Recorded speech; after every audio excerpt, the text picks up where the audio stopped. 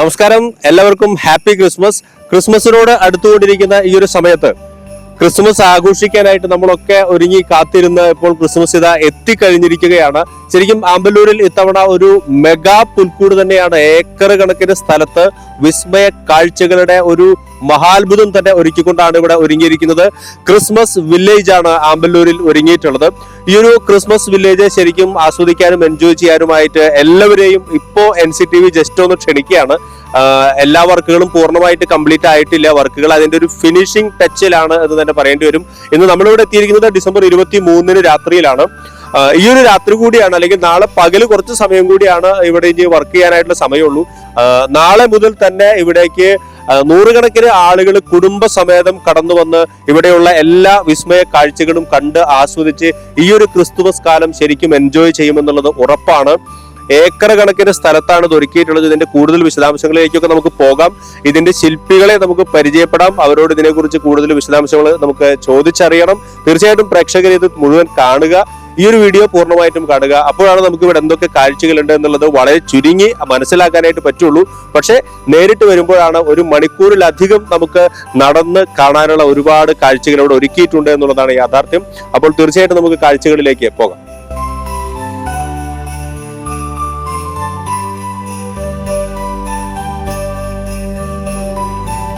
ആമ്പല്ലൂരിലെ Christmas വില്ലേജിന്റെ ഉള്ളിലേക്ക് നമ്മൾ കടന്നു കഴിഞ്ഞാൽ ശരിക്കും പലയിടത്തും മനോഹരമായ മൊട്ടക്കുന്നുകളൊക്കെയാണ് ഇങ്ങനെ ഒരുക്കി വെച്ചിരിക്കുന്നത്.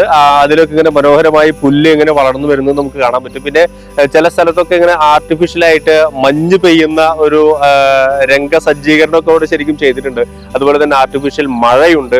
അപ്പൊ ശരിക്കും ഇതുവഴി കടന്നു പോകുന്ന ആളുകൾക്ക് ഒരു നനുത്ത മഴ പെയ്യുന്ന സമയത്ത് മൂന്നാറിലെ താഴ്വരകളിലൂടെ നടന്നു പോകുന്ന ഒരു അനുഭൂതിയാണ് ശരിക്കും ഇവിടെ ഈ ഒരു ക്രിസ്മസ് വില്ലേജ് ഒരുക്കുന്നത്. അതുകൊണ്ട് തന്നെ നമുക്ക് ഈ ഒരു ക്രിസ്മസ് കാലഘട്ടത്തിൽ നമുക്ക് മൂന്നാറിലേക്ക് യാത്ര പോകേണ്ട ആവശ്യമില്ല. കുടുംബമൊത്ത് നമുക്ക് ആമ്പല്ലൂർ വരെ വന്നാൽ മതി. 1 മണിക്കൂറിലധികം നടന്ന് കാണാനുള്ള വിസ്മയകരമായ ഇതുപോലുള്ള ഒരുപാട് കാഴ്ചകളാണ് ഈ ഒരു ക്രിസ്മസ് വില്ലേജിൽ ഒരുക്കിയിട്ടുള്ളത്. ഇപ്പൊ നമ്മൾ എത്തിയിരിക്കുന്നത് ഗുഹയ്ക്കകത്താണ്. ഒരു ദീർഘമായ ഒരു ഗുഹ തന്നെയാണ്. കുറച്ചധികം അങ്ങോട്ട് നടക്കാനുണ്ട്. അപ്പൊ ഇതിനകത്ത് ഇനി മൃഗങ്ങളും മറ്റ് രൂപങ്ങളും അങ്ങനെയുള്ള ഓരോ കൗതുകകരമായിട്ടുള്ള വസ്തുക്കളൊക്കെ ഇനി വരാനുണ്ട്. ഈ ഒരു കാണുന്ന സെറ്റപ്പിലായിരിക്കില്ല ഇതിന്റെ ലൈറ്റിങ്. ഇതിപ്പോ ഇവിടെ പെയിന്റിങ്ങും വർക്കുകളും നടന്നുകൊണ്ടിരിക്കുകയായിരുന്നു. നമ്മൾ ഇത് എടുക്കാൻ വേണ്ടി വന്ന സമയത്ത് ഫിനിഷിംഗ് ടച്ചാണ്. ആ ഒരു ഫൈനൽ സ്റ്റേജിലെ വർക്കുകൾ നടന്നുകൊണ്ടിരിക്കുകയായിരുന്നു. പക്ഷെ ശരിക്കും ഇവിടെ വന്ന് കാണുമ്പോൾ നമുക്ക് ഒത്തിരി കാഴ്ചകൾ കാണാനും ഒരു തുരങ്കത്തിലൂടെ നമ്മൾ കടന്നു പോകുന്ന പോലെ ഒരു പ്രത്യേകമായിട്ടുള്ള ഒരു വന്യമായ അനുഭവം നൽകുന്ന ഒരു ഗുഹയിലൂടെയുള്ളൊരു യാത്രയും ഈ ഒരു ക്രിസ്മസ് വില്ലേജിലെ ഒരുക്കിയിട്ടുണ്ട്. ഈ ആമ്പല്ലൂരിലെ മനോഹരമായിട്ടുള്ള ക്രിസ്മസ് വില്ലേജിന്റെ പുറകിലുള്ള പ്രധാനപ്പെട്ട വ്യക്തികളിൽ ഒരാളാണ് നമ്മുടെ കൂടെയുള്ളത്, സജി പാനോക്കാരൻ. നമുക്ക് അദ്ദേഹത്തോട് ചോദിച്ചറിയാം, എന്താണ് ഇത്രയും വിശാലമായ ഒരു ഏരിയയിൽ ഇത്രയും മനോഹരമായ ഒരുപാട് ഐറ്റംസ് ഒക്കെ ആയിട്ട് ഈ ഒരു ക്രിസ്മസ് വില്ലേജ് ഒരുക്കാനുള്ള ഒരു കാരണം എന്താണ്? എൻ്റെ ഫ്രണ്ട് ഷാജു മാമറമ്പൻ എന്നെ സമീപിച്ച് പറഞ്ഞു, സജി നമുക്കൊരു പുൽക്കൂട് അതായത് ക്രിസ്മസ് വില്ലേജ് ഒരുക്കണം. അപ്പൊ ഞാൻ ആദ്യം കേട്ടപ്പോൾ ഒരു പ്രാന്തൻ ആശയാണ് ഞാൻ മനസ്സിലാക്കിയത് പെട്ടെന്ന്. പിന്നെ അവൻ നോക്കിയപ്പോൾ ഞങ്ങളുടെ ഇടവപ്പള്ളി കല്ലൂർ കഴിക്കിയ പള്ളിയിൽ കഴിഞ്ഞ വർഷത്തെ ഒരു 1.5 ഏക്കറയിൽ പുൽക്കൂട് ഇതേമാതിരി വില്ലേജ് നിർമ്മിച്ചിരുന്നു. അത് ഏകദേശം ഒരു 50,000-60,000 ആൾക്കാർ വന്ന് സന്ദർശിച്ചു പോയി. അത് ഇവന് പ്രചോദനമാക്കി എൻ്റെ ഫ്രണ്ട് മാമർമൻ ഷാജുവിന്. അപ്പൊ അദ്ദേഹം എന്നോട് വന്ന് പറഞ്ഞു. അപ്പൊ ഞങ്ങൾ ചെറുപ്പം തൊട്ട് കളിക്കൂട്ടുകാരാണ്. എന്നോട് പറഞ്ഞപ്പോൾ ആദ്യം ഭീതിയായിരുന്നു ഈ ഇത്ര വലിയ സംഭവത്തിനെ കുറിച്ച്. പിന്നെ നമ്മൾ കുറച്ച് ദിവസം ഇരുന്ന് അതിനെ കുറിച്ച് കംപ്ലീറ്റ് അവനൊരു സ്വപ്നമാണെന്ന് പറഞ്ഞു, സ്വപ്ന പദ്ധതിയാന്ന് പറഞ്ഞു. അപ്പൊ പിന്നെ മൊത്തം ആലോചിച്ചു. പിന്നെ നമ്മൾ മുന്നോട്ട് ഇറങ്ങി ഇത് നിർമ്മിക്കാനായിട്ട്.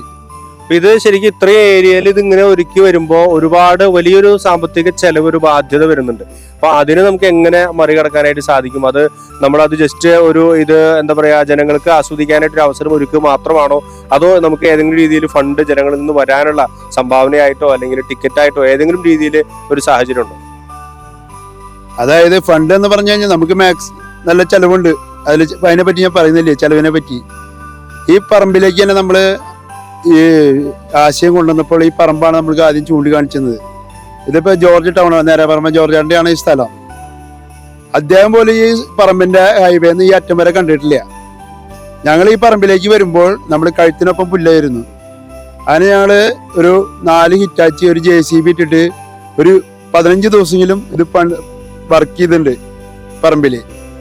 പിന്നെ ഞങ്ങൾക്ക് ടെൻഷനായത് മഴ പെയ്തപ്പോൾ ഞങ്ങളെല്ലാ മൂഡ് ഓഫായി. ആകെ ടെൻഷനായി. കാരണം ഇവിടെ കാല് കുത്താൻ പറ്റില്ല. കാല് കുത്തി കഴിഞ്ഞാൽ വെച്ച കാല് തിരിച്ചെടുക്കാൻ പറ്റില്ല. 2 ജോഡി ചെരുപ്പെങ്കിലും ഇതിൻ്റെ ഉള്ളിൽ കിടക്കുന്നുണ്ട്, ഈ മണ്ണിൽ എവിടെയെങ്കിലും. അങ്ങനത്തെ ഒരു അവസ്ഥയായിരുന്നു. ആ അവസ്ഥേനെ നമ്മൾ തരണം ചെയ്തു. ഇതിലെ എന്താ നിങ്ങൾക്കറിയാം, ഒരു 10 ലോഡെങ്കിലും ജംസാൻഡ് അടിച്ചിട്ടുണ്ട്, ടിപ്പർ. അത് ഇവിടെ തന്നെയല്ല, ടോട്ടലി നമ്മളെ വഴിത്തറയിൽ 10 ലോഡെങ്കിലും ജംസാൻഡ് അടിച്ചിട്ടാണ് ഇതേ രീതിയിൽ ആക്കിയത്. ഇതിപ്പം ഇത്രയും ഏരിയയിൽ ഇത്രയും മനോഹരമായിട്ടുള്ള സംവിധാനങ്ങളൊക്കെ ഒരുക്കി വരണമെങ്കിൽ വലിയൊരു തുക ഇതിന് ചെലവായിട്ടുണ്ടാവും.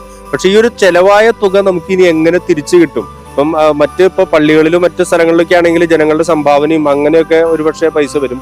ഇവിടെ അതിനുള്ളൊരു സാധ്യത കുറവാണ്. അപ്പൊ എങ്ങനെയാണ് നമുക്ക് ഇത് കണ്ടെത്താനായിട്ട് ഉദ്ദേശിക്കുന്നത്? ഇതിൽ നിന്നൊരു ലാഭം നമുക്ക് ഉണ്ടാവുമോ? അതിനുള്ളൊരു സാധ്യത കാണുന്നില്ലെങ്കിലും ഉണ്ടാവുമോ? ഉണ്ടായാൽ അത് എന്ത് ചെയ്യും? അങ്ങനെയുള്ള ഇതിന്റെ സാമ്പത്തിക വശത്തെ കുറിച്ച് ഒന്ന് പറയാം.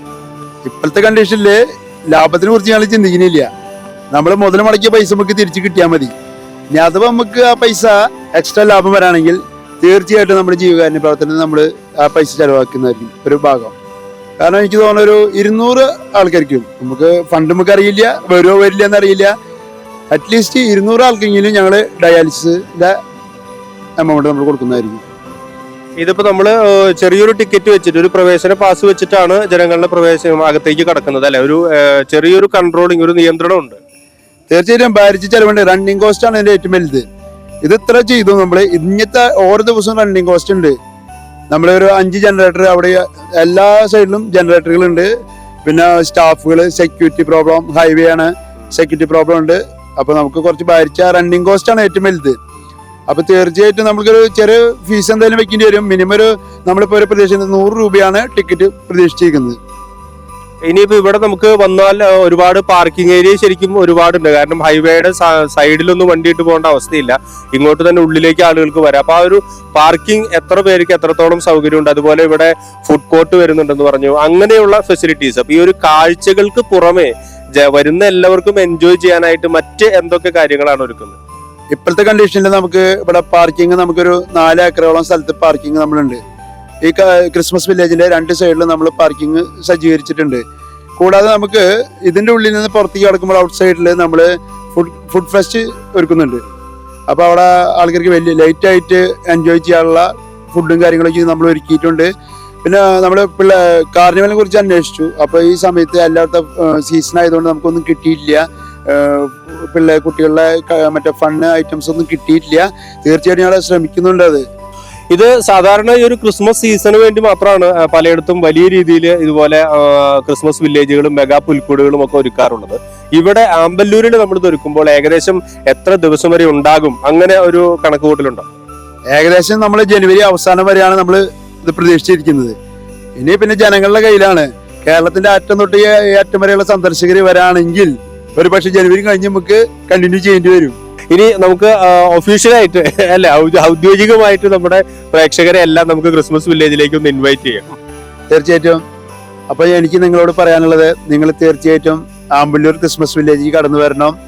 ഇതൊക്കെ ഇതിന്റെ മനോഹാരിത കണ്ട് അനുഭവിച്ച് പോണം. ഇവിടെ ഹൈലൈറ്റ് ആയുള്ള കൃത്രിമ മഴയുണ്ട്. മൂന്നാറിന്റെ ഒരു ഫീൽ ഉണ്ട് നിങ്ങൾക്ക്. അത് നിങ്ങൾ വന്നാലേ അറിയുള്ളൂ. ഇനി ഞങ്ങളുടെ ലാഭമൊന്നും ഞങ്ങളൊന്നല്ല നോക്കുന്നത്. നിങ്ങൾ വന്ന് നിങ്ങളുടെ മനസ്സറിഞ്ഞ് പോകുമ്പോഴാണ് ഞങ്ങൾക്ക് സന്തോഷം. അപ്പൊ നിങ്ങൾ തീർച്ചയായിട്ടും ആമ്പല്ലൂർ ക്രിസ്മസ് വില്ലേജ് സന്ദർശിക്കണം. എല്ലാവരും ഓൾ ഫാമിലിയും കൊണ്ട് നിങ്ങൾ വരണം, എൻജോയ് ചെയ്യണം. തീർച്ചയായിട്ടും നമ്മുടെ കൂടെ ഉണ്ടായിരുന്നത് സജി പനോക്കാരൻ ചേട്ടനാണ്. ഒപ്പം ഷാജു മാമ്പറമ്പൻ കൂടിയാണ് ഇതിന്റെ പുറകിലുള്ളത്. ഈ മനോഹരമായിട്ടുള്ള ക്രിസ്മസ് വില്ലേജ് ഇത്രയും വിപുലമായ രീതിയിലൂടെ ഒരുക്കിയിട്ടുള്ളത്. അപ്പൊ എന്തായാലും ഇതിന്റെ കാഴ്ചകളെല്ലാം കണ്ട് ആസ്വദിക്കാനായിട്ട് നിങ്ങൾ എല്ലാവരും എത്തും എന്ന് ഉറപ്പ് കൊടുക്കുകയാണ് നമ്മുടെ NCTVയും ഇവിടെ. കാരണം NCTVയിലൂടെ ഇത് കണ്ടറിഞ്ഞ് നമ്മുടെ ഈ ഒരു പുതുക്കാട് പ്രദേശത്തുള്ളവരും നമ്മുടെ NCTV എവിടെയൊക്കെ ഉണ്ടോ അവിടെയുള്ളവരെല്ലാം ഓൺലൈനിലൂടെ കാണുന്നവരും ഒക്കെ ഇത് കാണുവാനായിട്ട് തീർച്ചയായിട്ടും ഇവിടെ എത്തിച്ചേരണമെന്ന് ഒരിക്കൽ കൂടി ഈ ഒരു ടീമിന് വേണ്ടി, ക്രിസ്മസ് വില്ലേജ് ടീമിന് വേണ്ടി ഞങ്ങളും ക്ഷണിക്കുകയാണ്. എല്ലാവരെയും ഒരിക്കൽ കൂടി ഈ ഒരു ക്രിസ്മസ് വില്ലേജിലേക്ക് സ്വാഗതം ചെയ്യുന്നു. Thank you.